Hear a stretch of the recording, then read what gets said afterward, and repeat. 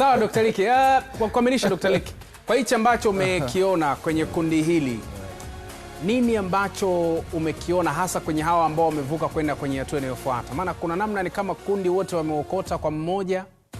Wote walijua kibonde wetu huyu.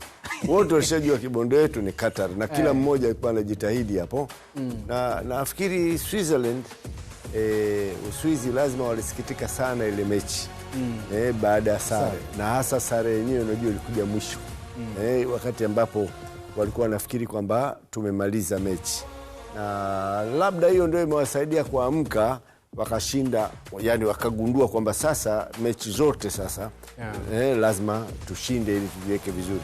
Nafikiri hiyo pia kama imekuwa inawaamsha, lakini kibonde hapa alikuwa huyo tu. Fikiria tuseme Bosnia asingekuepo. Si angekuwa Italia hapo? Hebu niambie, Azuri hapo ingekuwaje? Azuri hapo Italia alitolewa na Bosnia. Alitolewa na Bosnia, na ingekuwa kazi kubwa, lakini ndivyo ilivyo. Nafikiri hata wao walikuja kwenye hiyo World Cup wakijua kwamba twende tukajifunze, twende sijui tusemeje, tupeleke, kwa sababu ni mara mbili sasa mfululizo, kwa sababu unajua iliyopita waliandaa kwao kama utakuwa unakumbuka. Walimaliza patupu bila alama yoyote na waliingia kwenye rekodi mbaya. Taifa mwenyeji afa anapoteza, hata Afrika Kusini kama Afrika Kusini. Alianza Afrika Kusini 2010, alafu na huyu ni wawili tu ambao wamekuwa wenyeji wakapoteza mwanzo, ni wao tu wawili.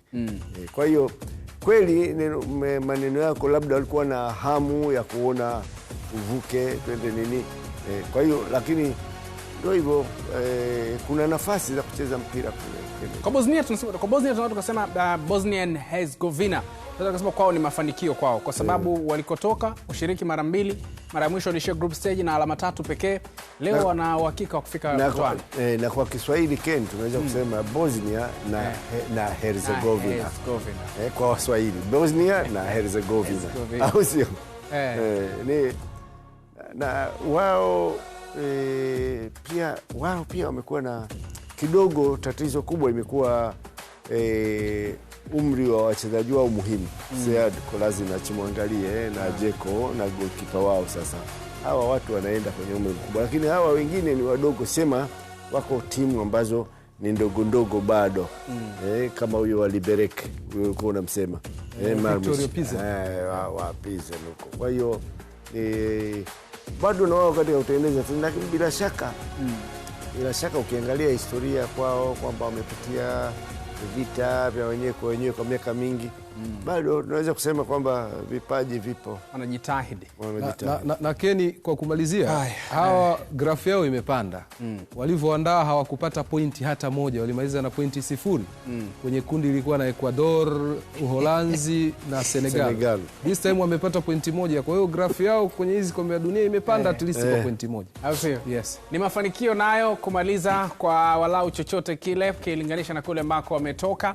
Hivyo ndivyo ambavyo tunakamilisha uchambuzi wa hii leo. Mechi za hatua ya makundi za raundi ya 3 hizi zote zinakamilishwa kwa muda mmoja, na yote ni kuhakikisha kwamba kuna epushwa ama kunakuwa hakuna upangaji wa matokeo. Nilikuwa na Dr. Liki Abdalla pamoja na Godlisten Muro. Mimi ni Kennedy Moses. Kwa niaba ya wote ambao wamefanikisha matangazo haya, punde James Samuel utakuwa naye hapa, lakini pia Lilian Mukulu pamoja na Isaiah Steven Jr.